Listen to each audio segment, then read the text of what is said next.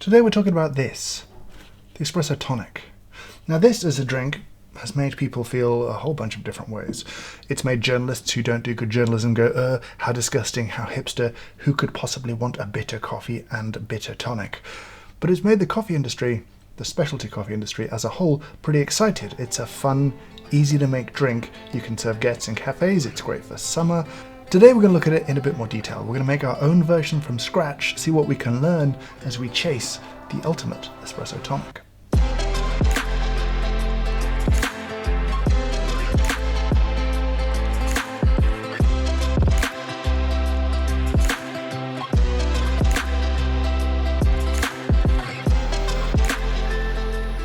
Now, in terms of history, this was certainly put on the cultural map. The first person I heard about doing this was Anne Linnell at Copy Coffee in Sweden. Fantastic coffee roasters you should definitely check out. I don't know if they can claim to have invented it or someone at their staff party claimed to invent it, but they popularized it. People in the coffee industry saw it served there, tasted it, picked it up, put it on menus, and it spread around the world. It's really down to ingredients. You're going to need good tonic and good espresso and a lot of ice. Don't get the Schweppes out for this one. Seriously, don't drink Schweppes tonic. There's just so many more delicious tonics in the world than Schweppes, so, sorry Schweppes, but no. Here, we've gone pretty traditional. It's a good single origin espresso. It's a Fever Tree Indian tonic water, and the result is pretty good. You get like a little tickle of coffee, some nice citrus kind of botanicals come through, definitely some citric acid in here, and the coffee's bitterness is almost switched off by the presence of the tonic's bitterness. You get that nice little tonic bite in there. It's not overwhelming, but it's very pleasant. But considering it's espresso on ice, it's not particularly bitter. Now, certainly a darker roast coffee is going to taste much more bitter in this drink, and I think this certainly suits light to medium espresso style roasts better than it suits darker espresso roasts, but your mileage may vary. It's up to you what you like. The sugar from that tonic syrup is present, but it's not overwhelmingly sweet. It's really nicely balanced. Overall, it's a good drink. You can taste the coffee. It's complemented well by the tonic. But can we do better? Can we do better? That's the question. And to start with, well, we're going to have to make some tonic syrup. A lot of credit for this episode is going to go to Dave Arnold in New York. He's a chef, mixologist, kind of bartender, but he's a chef, but he's a food scientist, but he's a podcaster and an author, and you should just check out Cooking Issues as a podcast and you'll have a good time. Maybe give it a couple of episodes just to settle in. Now, his book, Liquid Intelligence, contains a phenomenal gin and tonic recipe, and we're going to take that all the way back to the beginning, which starts with a cinchona bark syrup. That's our base of our tonic, and I just want to taste that, pure and neutral, against coffee, and see where we go from there. Now, we have some advantages in that I have a bunch of CO2 here in the studio, so I can carbonate things as I go. I don't need to go and buy sparkling water. And we can look at carbonating with and without coffee in the mix. So let's get on and make some syrup.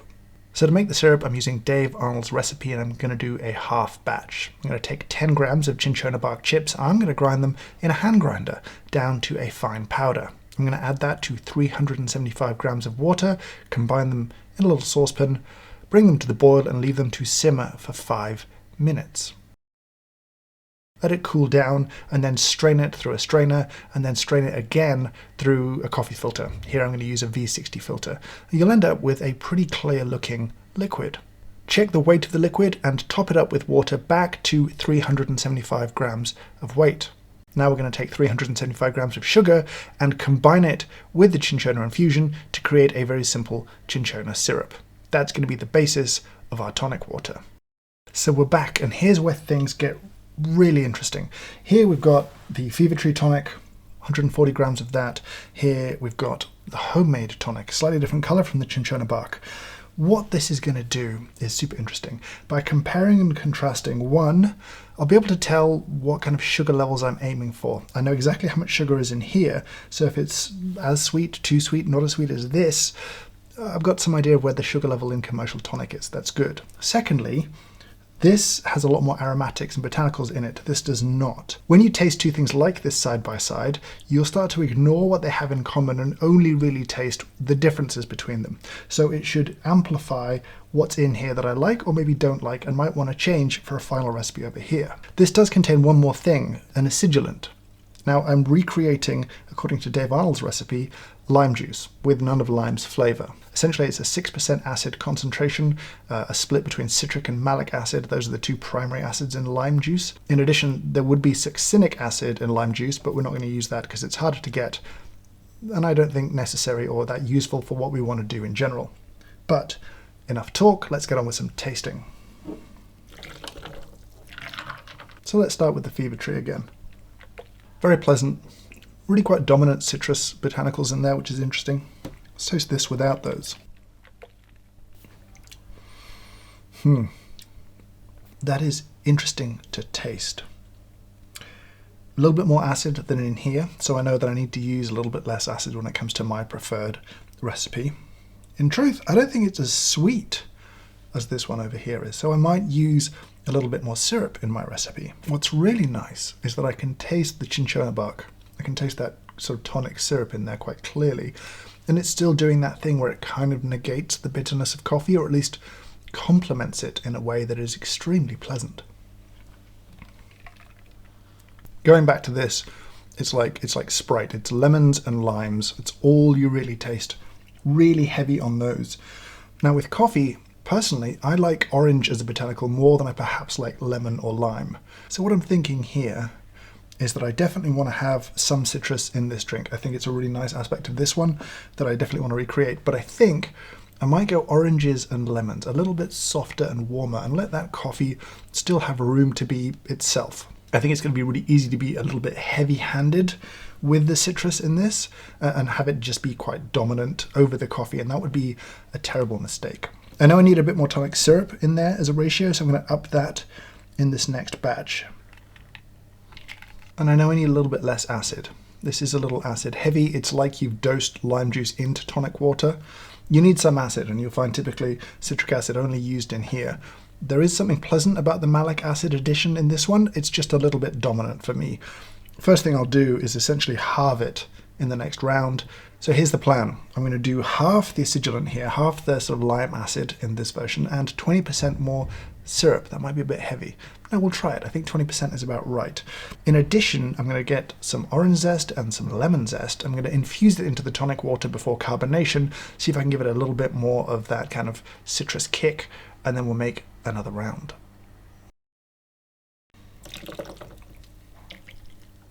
Very exciting time. So again, classic Fever Tree over here. It's from freshly carbonated, citrus additional, slightly sweeter, slightly less acidic homemade syrup over here. Let's have a taste, set the standard, set the benchmark for today. Interesting. Now the advantage I have here, doing it this way, is freshness. I freshly zested an orange and a lemon, half a gram of each into my batch of tonic water, which is about 300 mils total as a sort of single small batch. Very present from a very short infusion, maybe 2 minutes under pressure, but very pretty. Now interestingly, I would say we're actually a little less sweet still over here than we are over here. Also a little less acidic, but there's a bit more cinchona kick in this than this one here. So I need more syrup, which is interesting and relatively easy to do in a batch. The aromatics, oh, very enjoyable. Very pretty when they're kind of fresh that way. Maybe it's the additional sweetness, but there's almost a sort of suggestion of vanilla in here. God, that's a pretentious sentence, isn't it? A suggestion of vanilla. We're getting pretty comparable, if not more delicious, than one of the best tonics you can buy on the planet. It's reassuring. But again, we're trying to build this to work with coffee rather than to work with gin. I'm not going to try and enter the tonic business anytime soon. It's a bit crowded these days. But enjoyable. Now, the one other topic that I do want to address in this video is carbonation. Now, Dave Arnold, in his gin and tonic recipe, is pretty obsessed with carbonation. And so for that reason, he's making a kind of clarified lime juice, or replicating lime juice just by building it out of water and acids, because he doesn't want any pieces of lime in the drink, because those will act as nucleation points. Those will cause the CO2 to come out of solution. And the reason that gin and tonics are never as carbonated as you want them to be is 1, presence of lime juice, and 2, presence of ice. So what I'm interested in is essentially carbonating a very cold finished drink and trying that. So what we're going to do is this. We're going to pull our shot of espresso. We're going to strain it through paper to get rid of any sort of particulate matter inside it, anything suspended in there, anything that would create a nucleation point. And then we're going to combine that with our tonic syrup, a touch of saline, with a little bit of our acidulant, and with some water. And then we're going to carbonate and chill that down. That way we should get maximum crisp fizziness. We should be able to serve it nice and cold without needing ice in the glass, which would cause the fizz to kind of disappear and the drink to go flat quickly. And we should be able to have a crisp, acidic, bubbly, delicious, citrusy, coffee flavored espresso tonic. Let's give that a go. So here we are. We now have an ice cold glass. We have some espresso tonic that has been chilled, carbonated, and is ready to go. Now, to get the sort of citrus levels that I wanted, I kind of had to go back to the beginning and infuse it into the syrup itself. That way I could use like a good amount of citrus and it'd be well distributed across the whole syrup. So, you know, it makes life a little easier that way.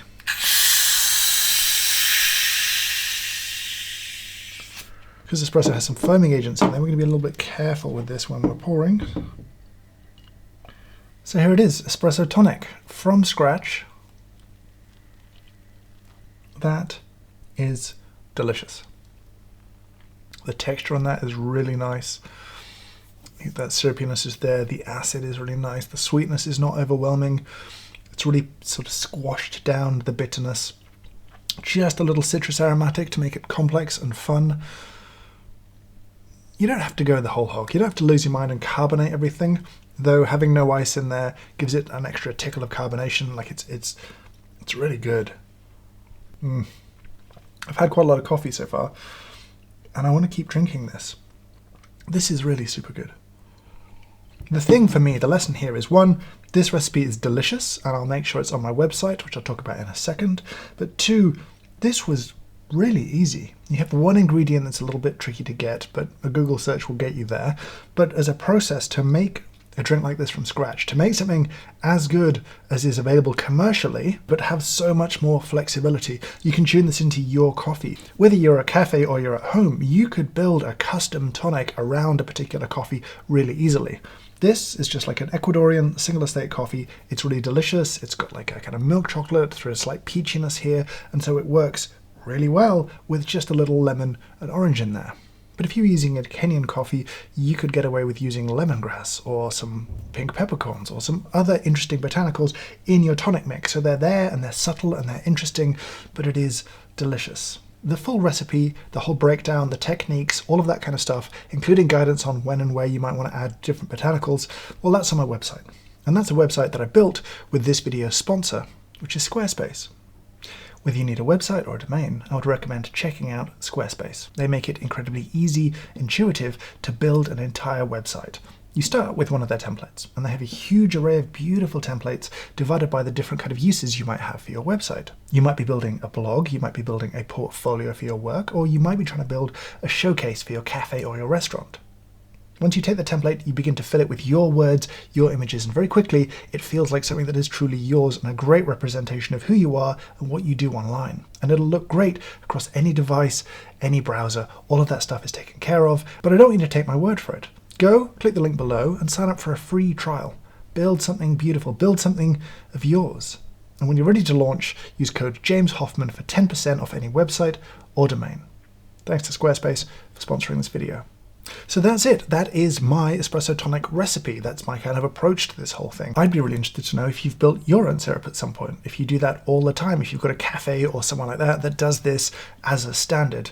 I'd love to see what you're doing differently to what I was doing. Let me know if this tempts you into trying it. Let me know your results. Let me know how it goes. Let me know if you've never tried espresso tonic because it just sounded too weird, but I promise you, it's really good. Love to hear from you all down in the comments below, but for now, I'll say thank you so much for watching, and I hope you have a great day.